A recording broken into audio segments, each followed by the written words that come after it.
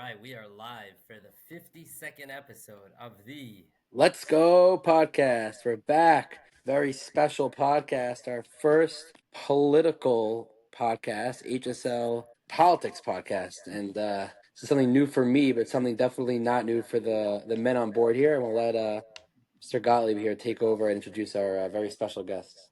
Is there an echo? You guys hear an echo? Before we get started, I want to mention the great Bergie. As Leibish says, he has world-class networking skills, and I definitely would not know Leibish or Holtzman without Bergie, but I did know Edelman without Bergie, and Edelman introduced me to Bergie, so Edelman gets a credit here too. But we have two very, very smart people with us today. I want to give a brief introduction to both of them before we get into the meat and the bones. We have first and foremost tonight's favorite. The top dog, the expected top dog, is Dovid Holtzman. And you can see by the way he wrote his bio that he's far more articulate than Mr. Leibish. Let me get his bio. You give me too much credit. Dovid Holtzman, well, what the audience said. Holtzman is... I feel an irresistible need to compliment Leib. Wait. All the courteousness goes out the window. Now the debate is started. Fire.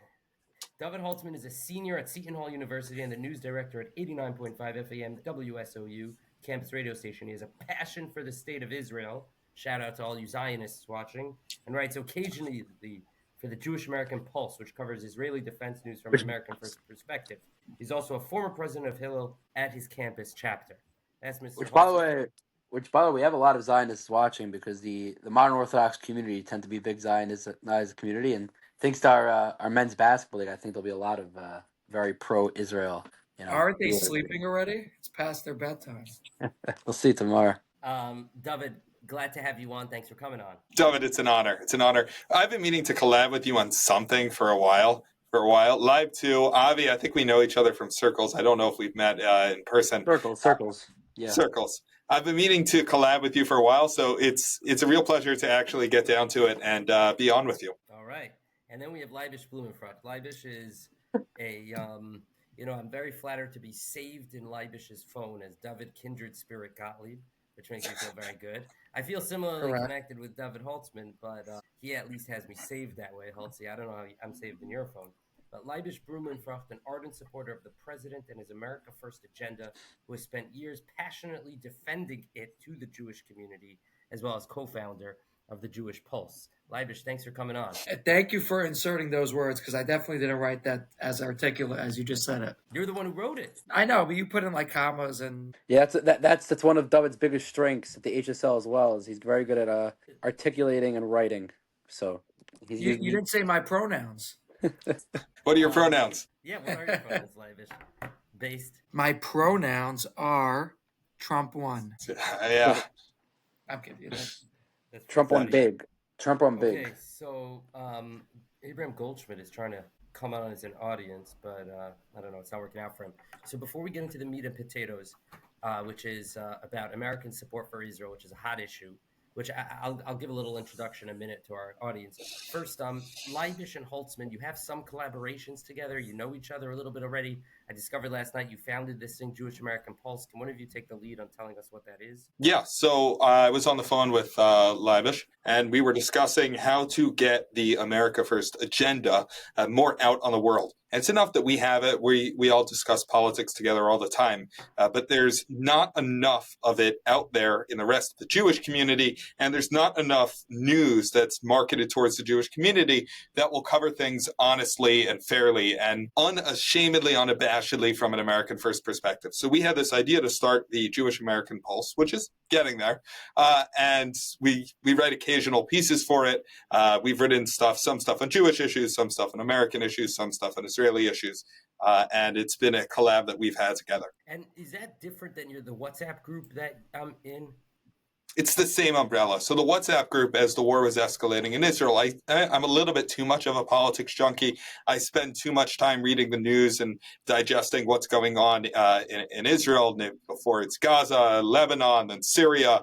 And so the Jewish American Pulse WhatsApp chat was I decided I was posting and reading enough news anyways, might as well share it with my friends. And so I created this group to update people on the news in Israel. I'm told it's the fastest source for anything that's going on in the English language. That's accurate. That is accurate. It's one of the few muted chats that I actually look at. Thank you. I'm honored for that. And it's been quiet for a little bit now as finals picked up, and I hope to keep working on it over the next couple of months. And where are the other writings, if not on WhatsApp? I never knew there was another forum. The JewishAmericanPulse.com, is it? It's a Substack. You really the Jewish American. You're not very self-promotional, considering the volume of WhatsApp chats I share with you. I don't think I've seen that posted once. I have seen Based and Beautiful, written by Mr. Korn, posted about 6,000 times over the last 2 years, but I've never seen. Well, I would just interject that I do think that it may have been posted during your hiatus for your mental health from the chat. I'm on another mental health hiatus now. Dave, could I jump in here for a second and ask you a technical question? Yeah. If I leave my phone right now and go join through my laptop, will that ruin everything, or could I do that? You can't have both mics open at the same time. Yeah, no, I'll close this and jump into the other one. Just mute the phone. Mute the phone. But leave it open the whole time? Well, then you close it once you get in on the laptop. Oh, okay. All right. Sorry, audience. I apologize. So before we get into the meat and bones, Dovid, you just used this term America First, and you want to bring an America First perspective to the American Jewish audience. Help us. Actually, Leibish should help us. Let's turn it over to him. What does America First mean? What does that term mean?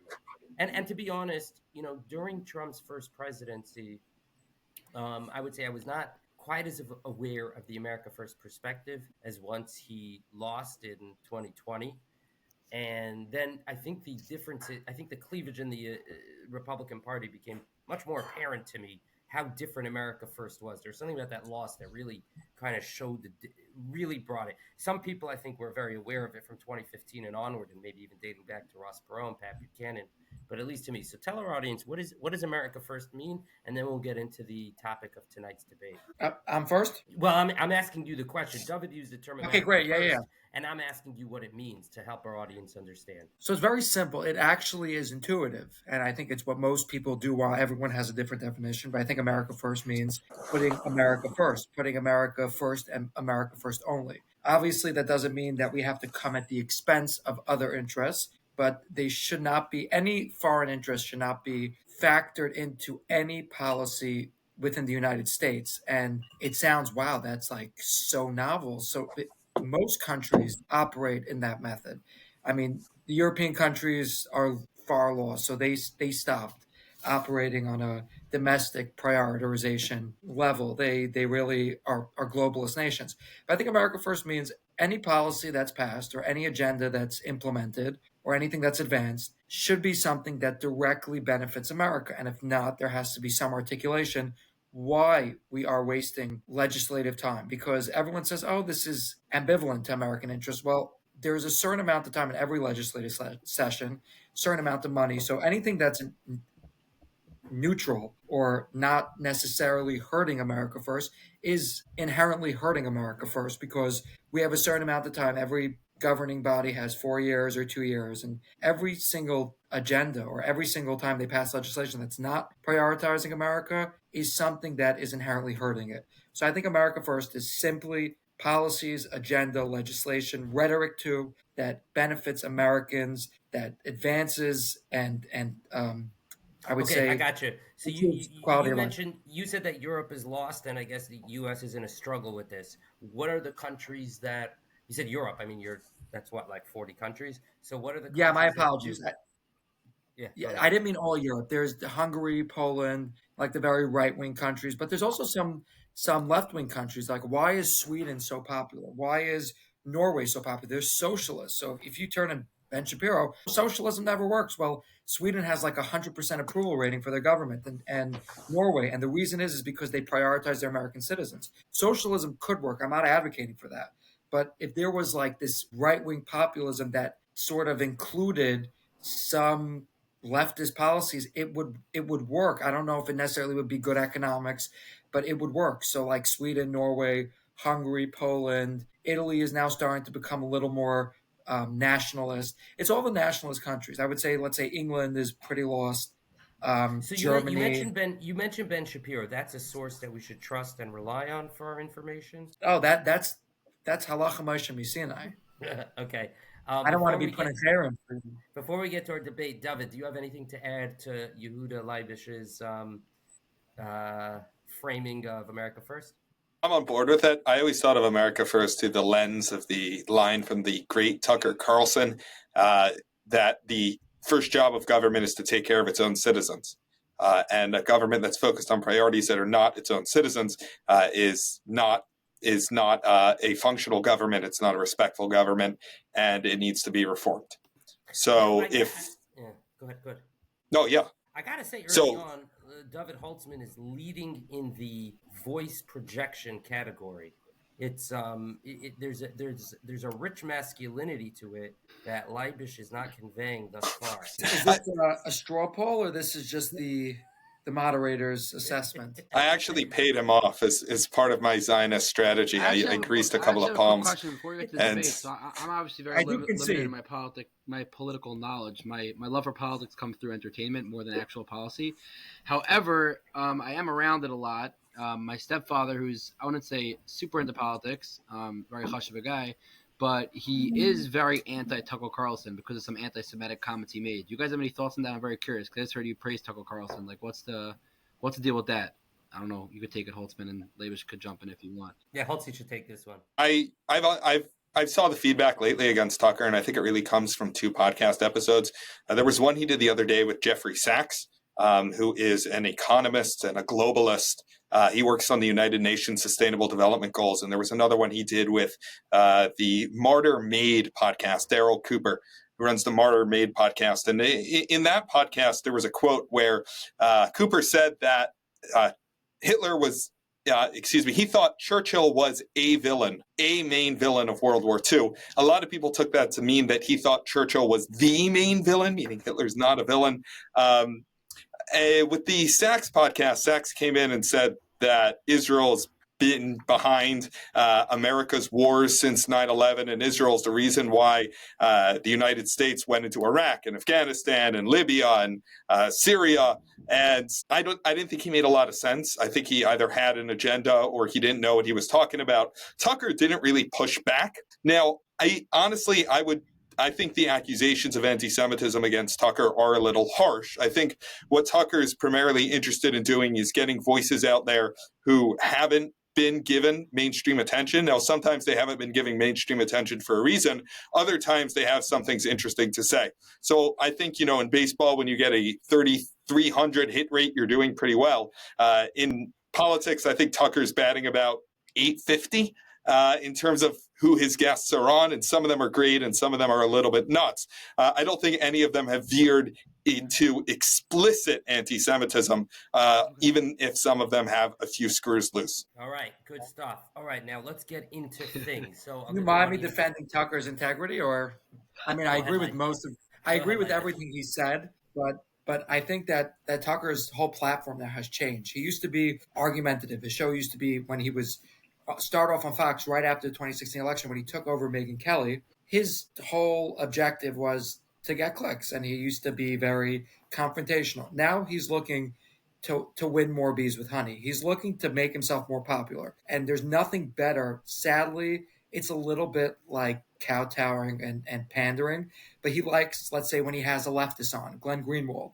And the reason why he has credibility is because he's willing to buck Republicans on so many things, on trade, on taxes, on Ukraine, and Israel is one of them, where I don't think he's explicitly anti-Israel. I think he just happens to be somebody who's willing to entertain, which I think we're going to get into later in this program, is he's willing to entertain a different thought. And we as Jews, we have our foregone conclusions about Israel, but we don't realize that there are millions of Americans who don't have family in Israel. Tucker Carlson probably never has a relative that ever stepped foot in Israel. So for him, it's like, Israel's in the news every day. Let me look at it from a critical lens. I look at everything through a critical lens.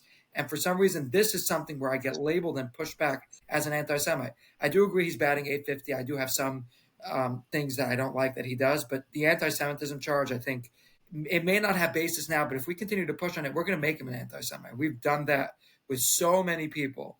where they've been like skirting and like playing the taboo things.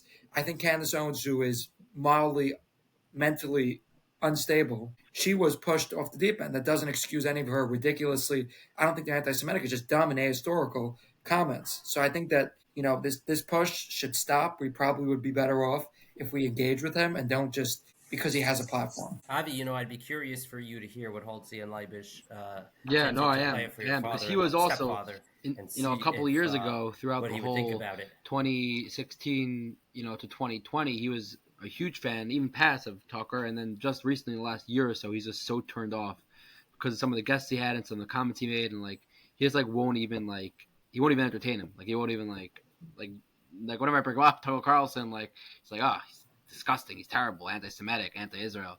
So I'm very curious what he'll think about him. All right, so Leibish and Dovid have such interesting, rich perspectives, and are really deserving of entire podcasts on their own, just to get their perspectives and taking things.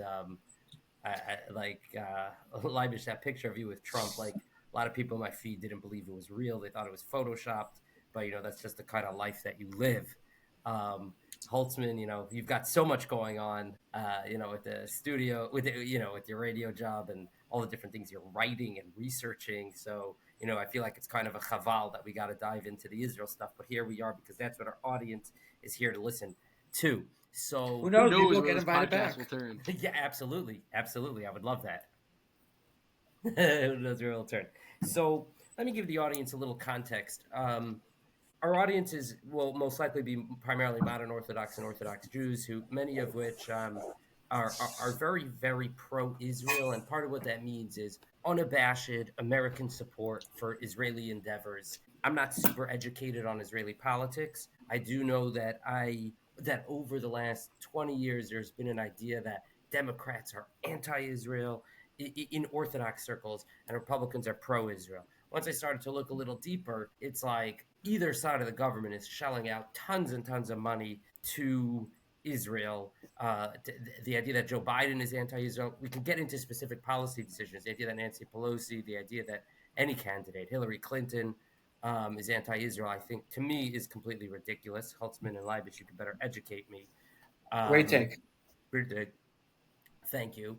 And I've started to, as there's been this sort of anti-establishment push in the country, both on the Republican side and the Democrat side, with the big popularity of the progressive left and Bernie Sanders, a lot more attention has come to the fact that Israel is not our country. It's a different country.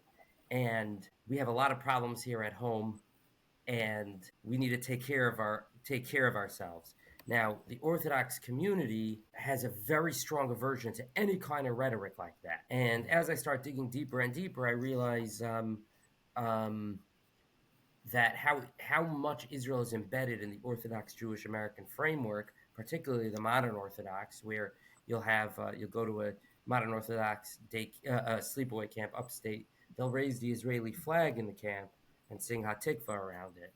Or in my nephew's Little League in Fair Lawn, New Jersey, Teaneck, New Jersey, the American flag and the Israeli flag are stitched on every jersey. I got from multiple people when we brought in Ellie Dax to sing the national anthem by the championship game. Like, what? You're only going to sing the American national anthem and not Hatikva? What? Are you serious? What? Just do Hatikva? Like, what are you guys doing? A lot. Like, not like. No, modern, but like at least from like three people there, then a couple texts after. Yeah, modern Orthodox people. Yeah. So, and it's funny, it's actually a bit of a tension in my marriage, because my wife grew up in a classic modern Orthodox home where Israel was so prioritized.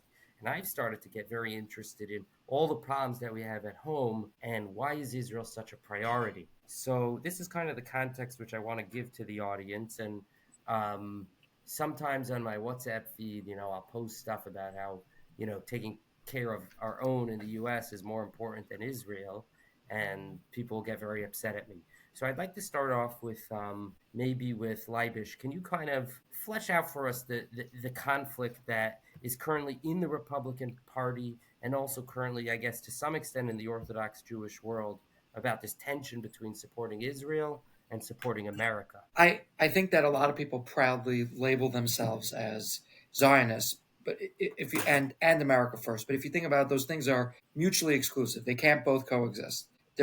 Everyone's entitled to their position, and they both have equal merits. but Zionism means prioritizing Israel, and America First, as we discussed, means prioritizing America. So those two things they're incompatible. Doesn't mean that they won't necessarily overlap. It's I told somebody it's equivalent to somebody who's a vegan saying I'm a carnivore. They'll sometimes agree and have a cookie or something. That could be, but you cannot have those two concepts. They can't both coexist. So I think that in the Republican Party there's a strong foreign policy wing, which is not necessarily they don't love Jews, they don't necessarily love Israel. They're foreign policy, and at the end of the day, if you like war, if you like to maintain stability, which is something that they always say, which ironically maintaining stability means always maintaining instability, always funding more, always funding quagmires over there. Those people tend to like Israel. I mean, because Israel is somebody who's fighting America's battle. It's a mutual parasitical relationship. At the same time, there's also the evangelical wing that is explicitly philo-Semitic. They love Jews. They love Israel. Their theory is that if Jews are in Israel, then their Messiah comes, they'll be able to kill all of us, and then Yashka will reveal himself. But whatever, their motives don't matter. And then there's a strong lobbying, as there was in 2000, as there was during Richard Nixon and Bill Clinton. There are Jews or converted Zionists who are trying to influence the government. There's no doubt, they don't conceal that. There are former Likud members that have positions in Washington, which I think they may be really nice people and they could be Jewish, but I think that we would be upset if it was somebody in the CCP. Well, maybe the CCP isn't a great example because it's not necessarily hostile, but we would be pretty enraged if any foreign government official was lobbying on behalf of the government as an independent source, as somebody who was neutral.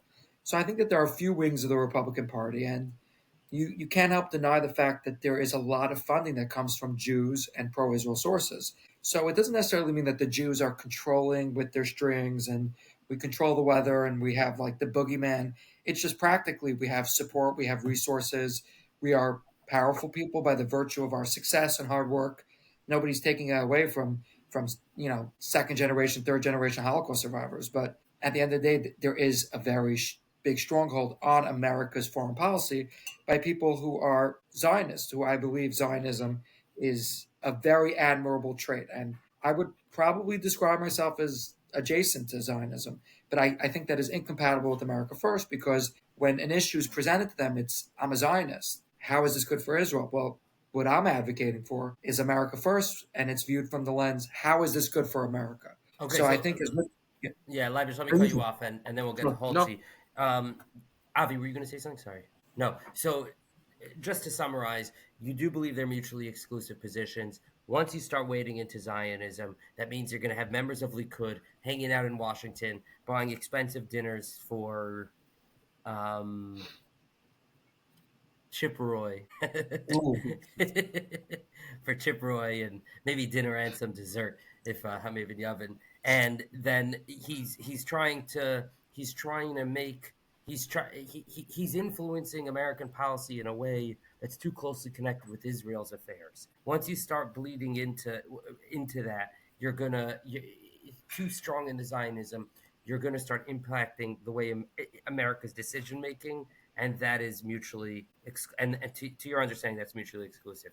Holtzy, what do you got to say? So I don't think there's any sort of mutual exclusiveness between Zionism and America First. I think America First is very clear about what it is, and it is that America comes first. There's nothing that stops you from having values that are not necessarily American. You know, there are British Americans who think that it's important that we support Britain. There's European Americans from other states in Europe that thinks it's important to support their states. There's a large contingent of Irish Americans. At one point, approximately a third of America was of Irish descent, and they thought that relations with Ireland was extremely important.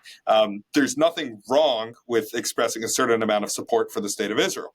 Now, where this does become a problem is when the support for the state of Israel is for priorities that are damaging to the United States. And when I was asked to come on, I defend the position of funding Israel and giving military or financial aid to Israel in the age of America First, and to argue that that's consistent with America First. I thought that the very easy thing that you could argue is that, hey, you know what? We're Jewish. We have certain religious obligations to support Jews. There's Ahavas Yisrael means supporting Jews. Many Jews are in Eretz Yisrael, and it's very important that we support the government of the State of Israel because we need to protect our own. Now, that's great, but you can't claim to be America First if you are willing to support a foreign country at the expense of the United States. So I thought a little bit harder, and I delved into it a little bit more, and came to the understanding that there is no incompatibility between supporting Israel and maintaining an America First priority as long as the policies that America implements are actually in the interest of the United States. And looking back over the history between American and Israeli relations, and we could go through a number of examples, the support for Israel is in the interest of the United States from a security perspective, from a national security perspective, from a diplomatic perspective, from everything but a financial perspective. But there is always going to be a give and take, and there are always going to be pros and cons. But support for Israel is firmly in the interest of the United States. And I can go through a number of examples if that interests you. Before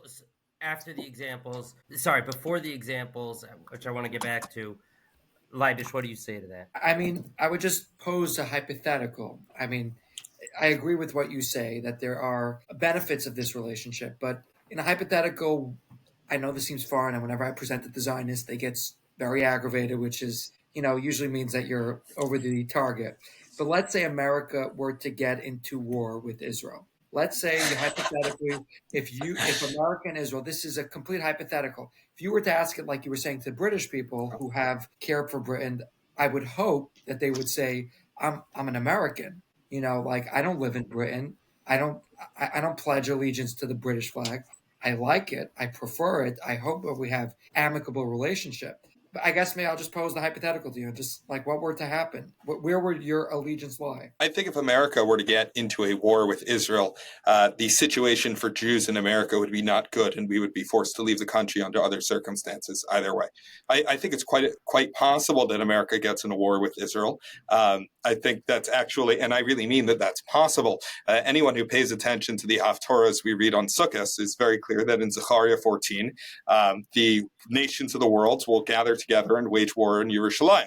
And there's various other midrashim and otherwise that say Yishmael will take over Edom. Side point about how Chazal were able to say 2,000 years ago that at some point Gullus Edom would turn into Gullus Yishmael, and you see the Muslims are slowly taking over Europe.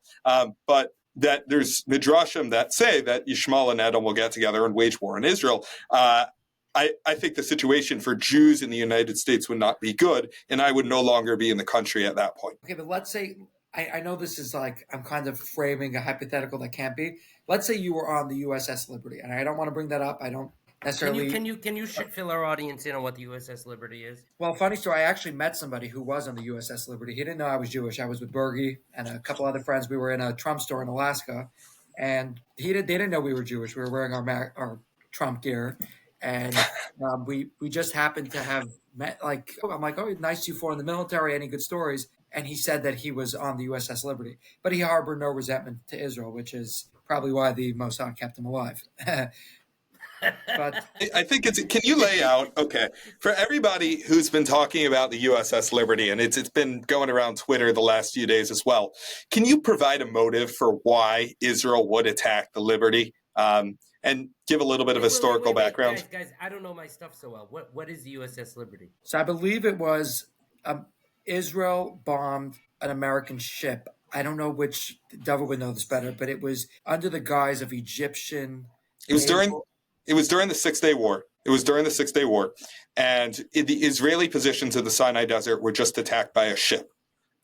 They just around El Arish were just attacked by a ship, and the only ship in the area was spotted by fighter jets. It was spotted on radar, and Israel gave the order to bomb it. Now, that ship turned out to be not an Egyptian destroyer. It turned out to be the USS Liberty, an American spy ship, which was in the area.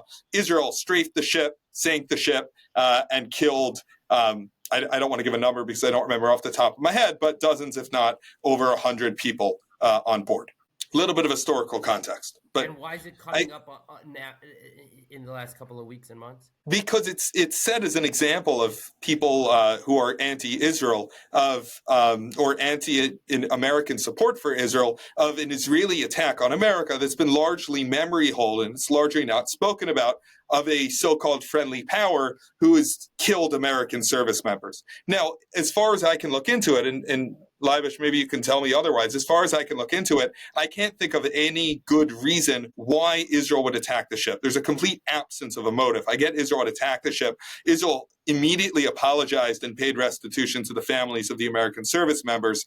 And President Lyndon Johnson was content to kind of let it go water under the bridge, which I think some more right-wing people find a problem with. But I can't find any discernible, rational motive for Israel to attack that ship. So according to your explanation, that's a very that it was a complete mistake. What I've heard, I mean, I've researched this years ago. I haven't been really following the new circulation of it. But what I heard was that Israel did it, and they were, I don't know if they guised their planes or they tried to pretend that it was Egypt to drag America into war because they didn't believe that they'd be able to fight. I think it was a 3-pronged war or whatever it was, that they thought that they needed America's support, and America was ambivalent. They were staying neutral at the time.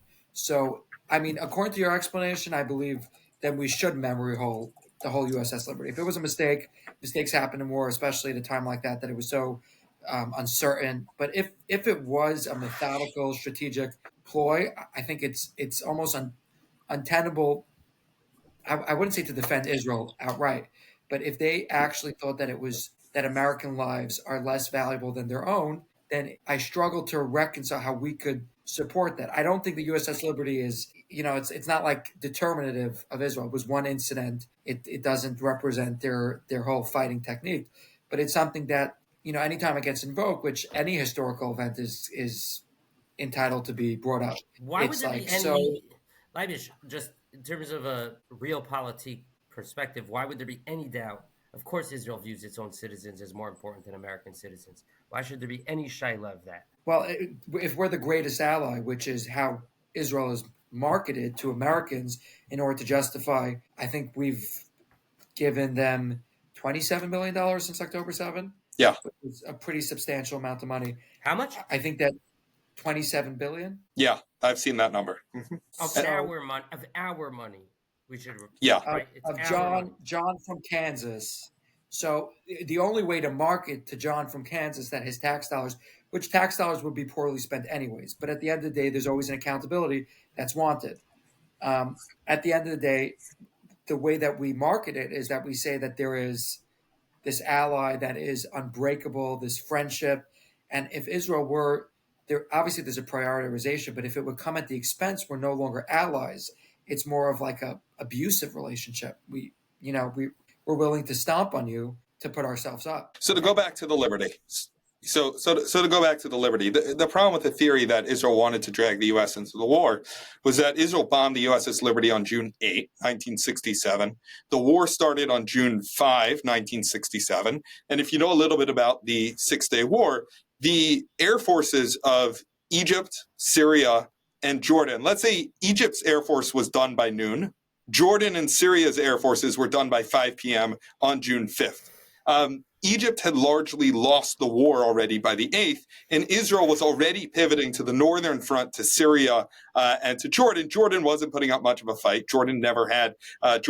It had the Arab Legion was the strongest of the Arab armies during the 1948 war, but Jordan wasn't as competent in 67. The war was already won by the time Israel bombed the Liberty. There was no need for the United States to get involved. But I think talking about the Liberty gives a very one-sided picture of what the relationship between Israel and the United States has been over the years. You can focus. Propaganda.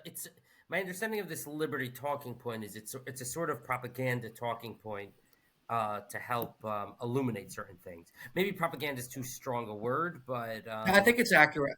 Okay. I think that's accurate. I think the one issue, sorry for interrupting you. You're the host, and I need to behave. Well, to I get interrupted again. I interrupted Holtzman. So I'm just quickly saying, I think it's people, defenders of Israel, dismiss it, and the other side, which is insane, promotes it at every given expense. I just think that we should have a nuanced debate like we have with everything, and that's it. I agree with that. Absolutely. I think it's very important to have this discussion about supporting Israel in the age of America first, not just not just because we want to refute their allegations, but because a lot of Jews ourselves don't know how to respond to the charge of dual loyalty. And I think it's something that a certain amount of Jews struggle with. And they don't know how to respond to the charge. Do you support, at the end of the day, are you a supporter of Israel or are you a supporter of the United States? And the answer has to be that we are Americans, and support for Israel is very much in our interest. And that's a very reasonable, common sense argument that Americans can make. Have any Rabbanim, so my father's a Musbach of Chavetz Chaim, and as I started to struggle with some of these issues a couple of years ago, I asked him, this question that Leibish brings up about the war between Israel and the U.S., and my father's an open-minded guy, and I said to him, all four of my grandparents sought refuge in the U.S. from the Holocaust to post-World War I.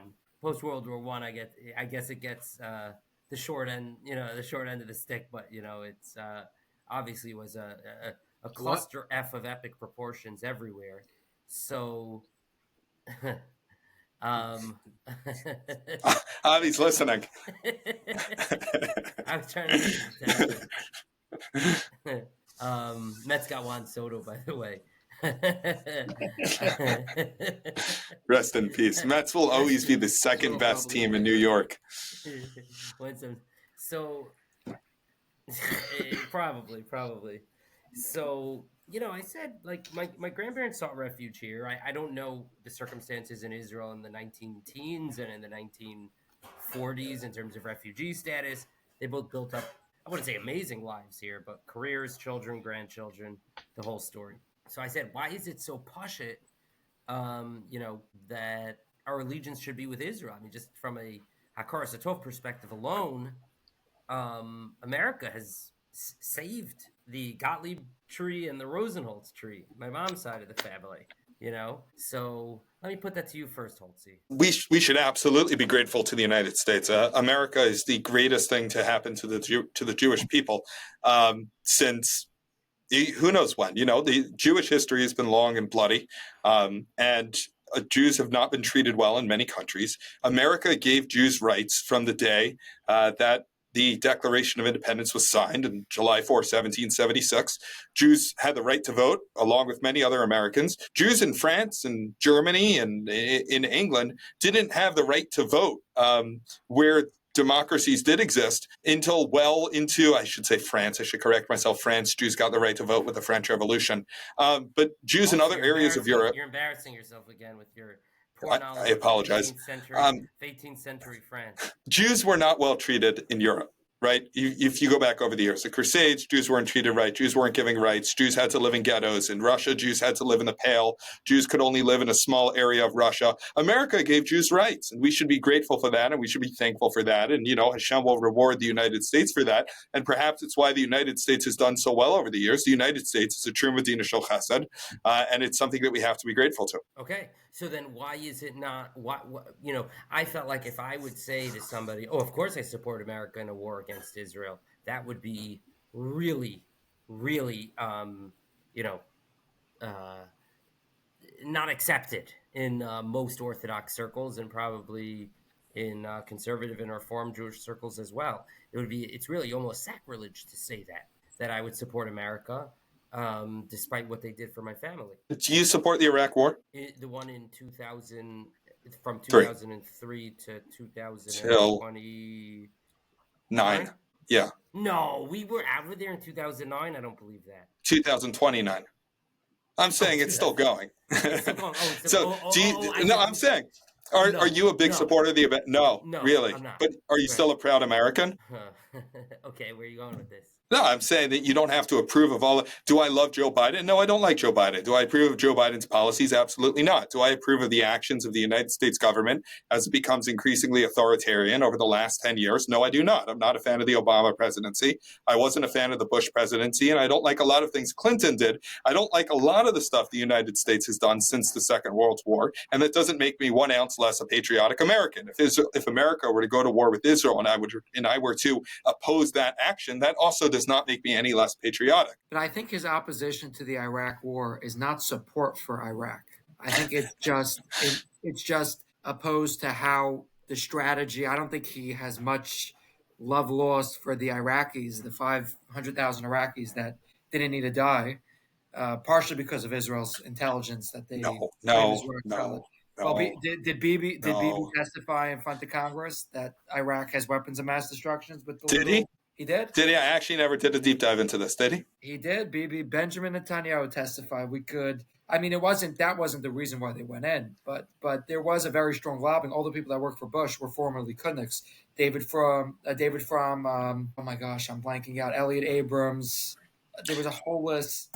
Well, a lot of the Bushniks were also messianic and, very much wanted a war in the Middle East, which was part of the problem. Well, I'm first suggesting that your opposition to the Iraq war doesn't mean that you would want Iraq to win. I think some Jews in this hypothetical scenario, which Hashem should protect us, should never come about, Israel between America, there will be Jews that would say, of course, Israel should dominate.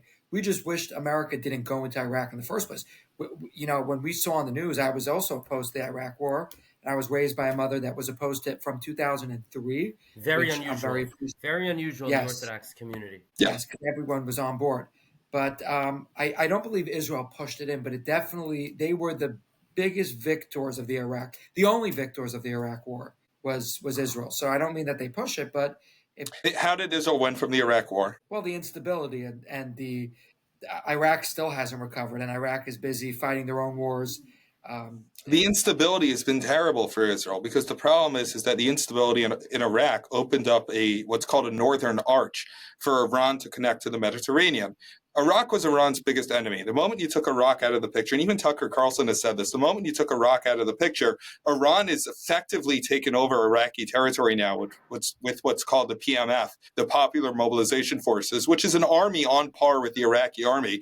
Until a month ago, they had effectively taken over Syria as well. Bashar al-Assad was a key ally. They'd bailed out Bashar al-Assad since they went into Syria in 2015.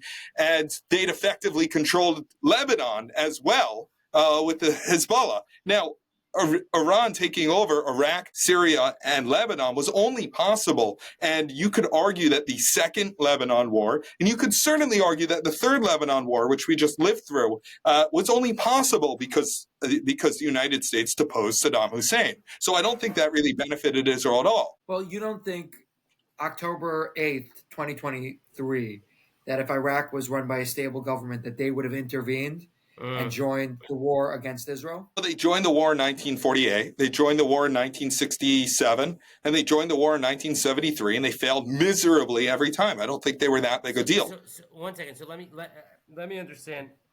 I'm learning from both of you guys, but I just want to also translate it for our audience who might not speak the political language as much. If I understand Leibish correctly, Israel is sort of forming... this might sound a little conspiratorial, but Israel and America benefit from instability in Middle Eastern countries because they could both become the big stick in the area and do what they want because the other countries are not to be relied upon. They're not reliable. They're not stable. So when there's goings on in the Middle East, Israel flexes, America flexes, and say we're the adults in the room. Is that right? Yeah, I would just say that's more of a diversion. It's the reason why they fueled the Syrian civil war is because it's just if the Syrians are fighting each other, they cannot be linked with the other Arab countries and their common enemy of Israel. So it's a smart strategy, but from an American perspective, who doesn't have any vested interest in Israel. Not me, just for the record. Like, why would we want a conflict that results in a refugee crisis, that results in inevitable defense increases, the defense funding increases? So it's a diversion tactic that Israel is very smart. It's a very good move. If your enemy's enemy is your friend. Can you give any evidence that Israel's... Yeah, can you give any evidence that Israel supported the rebels in the Syrian civil war? Because I think Israel's very much afraid of them, right? Israel's biggest worry right now is that these same rebels are going to go into Jordan, overthrow the Jordanian government, and cause mass instability on Israel's longest border to the east. So I don't think there's any public information that says that Israel supported the Syrian rebels. Maybe you have access to something I don't. So I would just say quickly, I don't want to cut off the moderator. The outgoing RDF chief of staff, which I think is a pretty reputable source, this weekend acknowledged that Israel supplied weapons to Syrian rebels. Send me a link, or what does it say? Which rebel group? Holtzman's playing chess. We're playing checkers. Probably Al Nusra, if I had to guess, but Israel had supplied the Kurds going back to the 70s in their war against Iraq. So Israel does have a long-standing relationship with the Kurds. I haven't heard anything about a relationship between Israel and al-Nusra. I don't know the exact. I can send you the article. I remember reading this at the time when Trump bombed Syria, and Israel was appalled by the use of nuclear weapons by Bashar al-Assad against mostly ISIS members. Chemical weapons. We're not holding nuclear yet, even though Putin spoke about this. But let's talk about this. Let's double down on Syria, right? After the Syrian government fell, Israel went in, and the new rebel group, Hayat Tahrir al-Sham, is al-Nusra. It's the new iteration of al-Nusra, and they took over Syria. They were founded by Abu Bakr al-Baghdadi when he worked for al-Qaeda. Right? The current rebel group was founded by Abu Bakr al-Baghdadi when he worked for al-Qaeda. Al-Qaeda now has their own airline. Al-Qaeda got access to chemical weapons. Israel went in and destroyed them, what Biden should have done with all those weapons we left for the Taliban. Right? And to go back to Iraq, Israel's great help to the United States with Iraq. Can you imagine if the United States had to fight a war against Saddam Hussein, either in 91 or in 2003, if Saddam Hussein still had his nuclear reactor? Israel disabling that nuclear reactor was a tremendous benefit to the United States. Okay, let's change gears slightly. Hello, Mrs. Leibish. Thank you for coming on the pod. She will appreciate the British discussion we had earlier. Okay, going to change gears slightly. I want to get into, we don't have too much more time. I want to get into a couple more topics. We got to do a second version. Part one and There's part going two. to be a lot of audience feedback, and I think something I'm also, part one and part two. I'm down. Something I'm also appreciating from this podcast is you start talking about Israel, you have to talk about this entire cluster F in the Middle East, and it gets very, very, very complicated very quickly. And I'm realizing that I don't quite have the knowledge to even have an opinion on this issue. So you sent your wife home, Leibish? No. What was the pause? What was I'm confused? I have my wife sent me a question mid-podcast. Oh, okay. I thought Leibish was going to say something funny, but he didn't. So no, I want to keep this. I want to be reinvited. So he wants to be reinvited. He's trying to. So let's get into this whole business of foreign aid. Period. Leibish, I've seen you post a comment at times. I had my embarrassing libertarian phase. I've seen you write. Ooh. Yeah, I've seen you write something like that. So there's this question of foreign aid. So help me understand, both of you help me understand, who's been talking more, Avi, Leibish or Holtzy? Holtzy definitely. Give it to Leibish. I'll argue back. Give it to Leibish. No, it's not a bad thing. He's got this rich, masculine. He comes across. The headphones. It's the headphones. It's the headphones. I think you've been doing a good job there. It's fun. It's fun to like listen for a long time and not have to be involved. There's a joke. I like hearing it. I'm just waiting for the funny part. We'd like to hear more from you. We're gonna fire you. We'd actually like to hear more from you. Oh, I'm always so stressed with HSL. I finally got something I can just sit back, relax, and listen to. Not have any. Yeah, Iraqis getting murdered, Israelis getting killed. American blood. I'm just waiting for the next joke. I'm waiting for the next joke or the next quote. Stressful running HSL that I could laugh at. But this is great. I'm loving this. Bill. Aren't you happy to have him back in the White House? We're back, and it feels different this time around. It feels a lot more serious.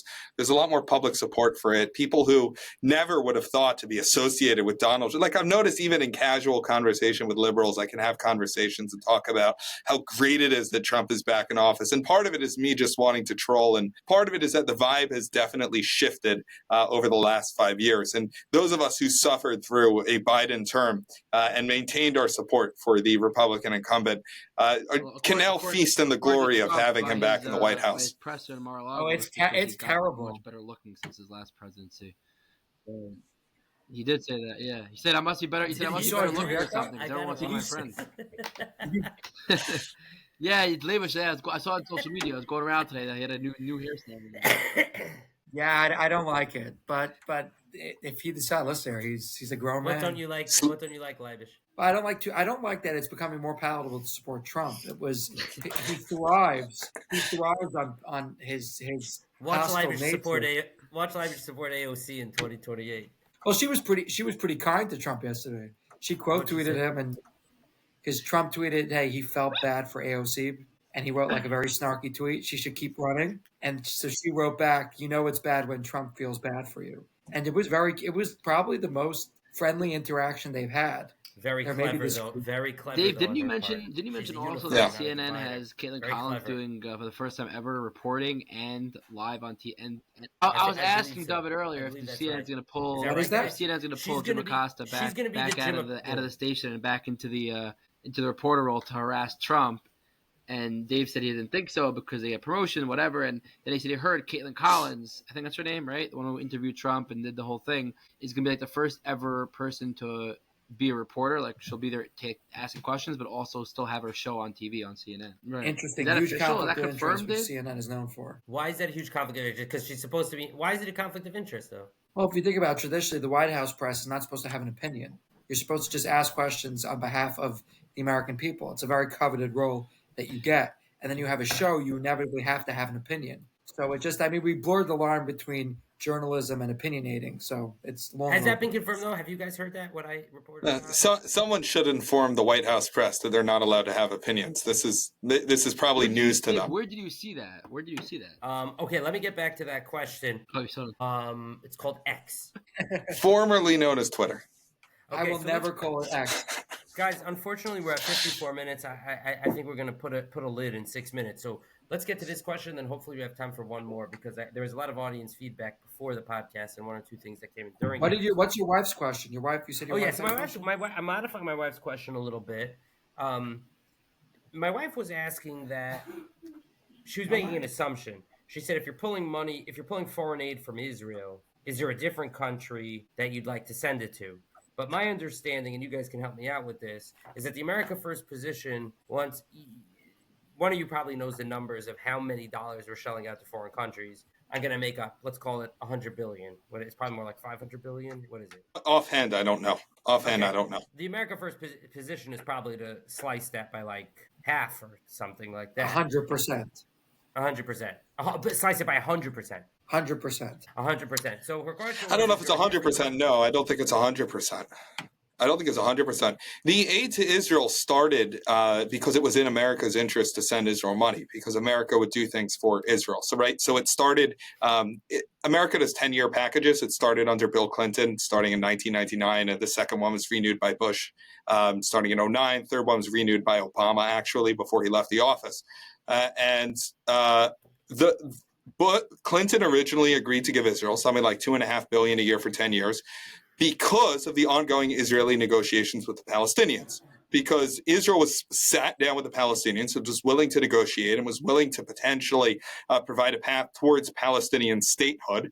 And this was something that was not in the Israeli interest at all, but it was in the American interest in order to create what the Americans mistakenly believed would be regional stability. And in exchange for Israel being willing to sit down, Clinton was like, okay, here's $2.5 billion a year for the next 10 years. So the money originally came, and a lot of the money we sent to Israel is because it's in America's interest to send the money to Israel, because then Israel does what we want on the global stage. Leibish? I don't know if Israel always does what America wants, but I don't think any of these countries would be any less subservient to America if they didn't get our money. America is still America. America is the strongest country, and imagine if we spent that $500 billion on defense or something that boosted America, we would have leverage on the sole basis of our strength. And countries would be subservient. Even countries that have a hostile relationship to America are still subservient. Even the Arab countries during Trump's presidency, not the ones that were part of the Abraham Accords, were still looking for Trump's approval. Abbas called Trump after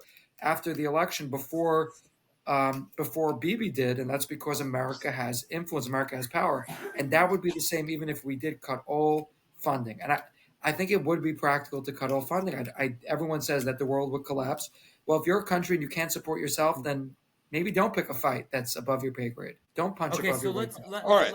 Dovid, let me interrupt you, and you can handle the next question, which was related. This came in from Dovid Meister. Let me just find it, and you can tie it all together in a nice bow. Meister says funding is a distraction. I agree with Vivek. Israel doesn't need the money from the U.S. What they need is U.S. support in the UN and against the ICC, and the ability to buy American weapons without the U.S. government stopping Israel from winning. And that the real reason we give money to many worthy causes. Um, the real reason we give them money is to keep them dependent on us. Yes. America gives Israel money so that Israel does what we want, right? So take when Iran attacked Israel in April of this year. I don't remember the exact date, April 13, April 11 of this year. And Iran launched about 350 projectiles, ballistic missiles, cruise missiles, drones towards Israel. And Israel was like, look, that's a declaration of war. We're going to go into Iran and we're going to level it. And Biden was like, no, don't do that. And then offered Israel a massive aid package in exchange for Israel not doing that. So part of that money that the United States sent Israel $23 billion over the last year, a certain amount of that money was so that Israel would not go into Iran and start a regional war that would blow up the whole United States. And part of this was oil prices. If gas was at $4 going into the election, Joe Biden lost, or Kamala Harris lost, or whoever the Democratic candidate was automatically lost. If gas is at $4 a gallon when you're going into an election, you lose.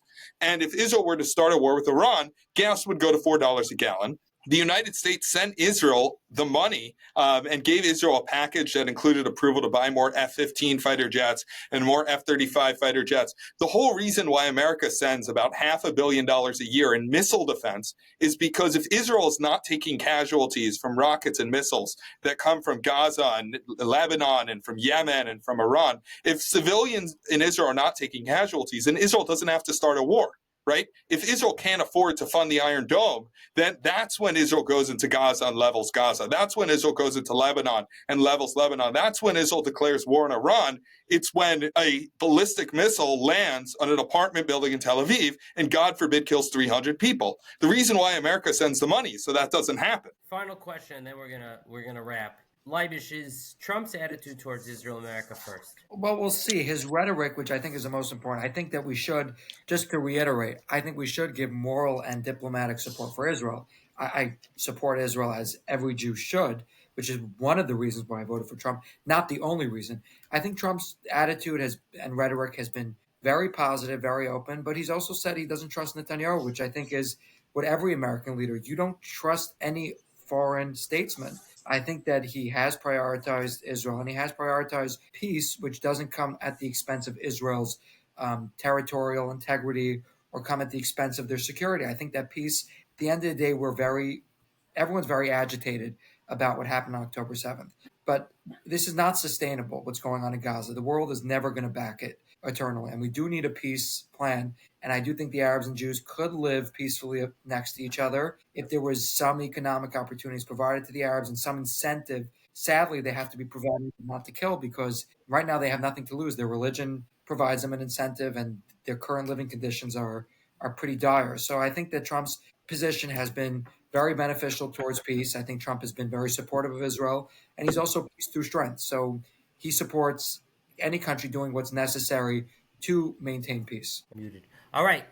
Closing. We're going to do this again. I feel like I need to do a chazara on this podcast because so much opened up, and it you guys are so respectful of each other. There was one hot moment, which maybe next time we'll try to get a little hotter.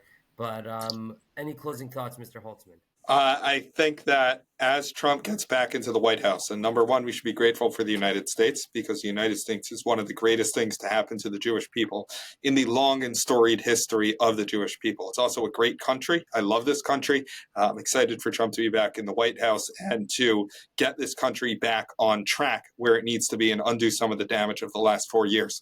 I think supporting Israel is not out of bounds.